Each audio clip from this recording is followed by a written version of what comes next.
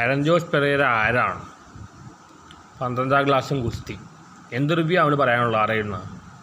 അവൻ വലിയ megastar reviewer ആണെന്നോ, ലോകം അറിയപ്പെടുന്ന റിവ്യൂർ ആണെന്നോ? എന്ത് റിവ്യൂ അവൻ പറഞ്ഞിരിക്കുന്നത്? റിവ്യൂ എന്ന് പറയാണ്ട് പോസിറ്റീവ് നെഗറ്റീവ് ഉണ്ടാവും. ഇവിടെ പോസിറ്റീവ് മാത്രമല്ല പറയുന്നത്, സിനിമാക്കാരെ സൂപ്പിക്കാൻ വേണ്ടി. പിന്നെ സിനിമാ ഫീൽഡിൽ കയറാനും സിനിമാക്കാരെ സൂപ്പിക്കാൻ വേണ്ടി പോസിറ്റീവ് മാത്രം പറയും. ഇതാണ് റിവ്യൂ. എന്ത് റിവ്യൂ അവൻ പറയുന്നത്?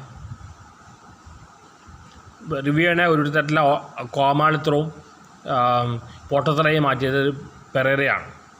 പെരേര അനുകരിച്ച വേറെ ഒരുപാട് പേര് വരുന്നുണ്ട് ഈ ഡാൻസിങ് കളിച്ചല്ല. ഇതൊന്നും റിവ്യൂ അല്ല.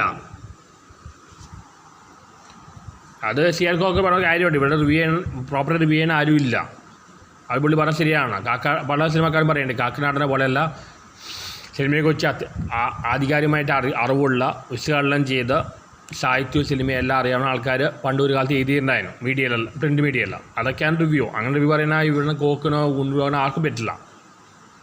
പിന്നെ ഭേദമായിട്ട് പറയുന്ന കോക്ക് ഉണ്ണിബ്ലോഗാണെന്ന് പറയാം. പെരേരയ്ക്കുള്ള എന്ത് റിവ്യൂ പറയാറിയുന്നത്? പെരേര, ആട്ടായ ഇവരൊക്കെയാണ് ഇപ്പോൾ റിവ്യൂ അറിയുന്നത്. മീഡിയക്കാർക്ക് വേണ്ട റിവ്യൂ ഒന്നുമല്ല, കുറേ കോമാളിത്തരമാണ് ഇങ്ങനെ റീച്ച് കിട്ടാൻ വേണ്ടി.